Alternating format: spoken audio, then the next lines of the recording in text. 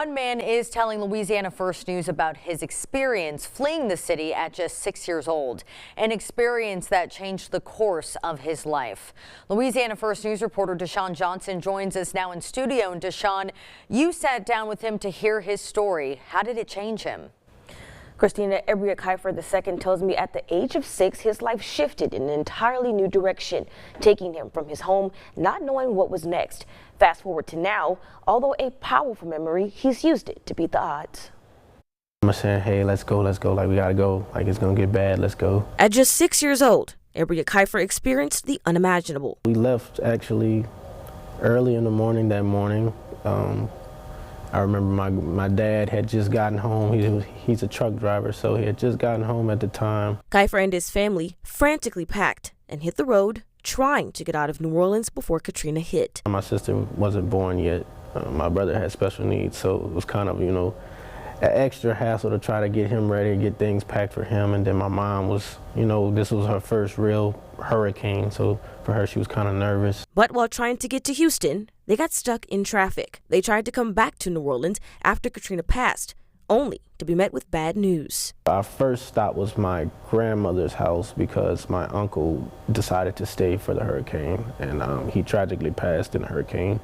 We found him in the backyard. At the time, they lived on the West Bank of New Orleans, finding their home salvageable but still destroyed. So they moved to Houston, an experience Keiffer found very tough. He didn't know anyone outside his family, and people were making jokes about how tragic his life had become, making it even harder for him to make friends. It was an adjustment for me, just being a new kid around and not really knowing anybody, just being me, my mom, and my brother and my dad. It was like still a nerve-wracking, especially because of how we ended up there. Until he found his safe space.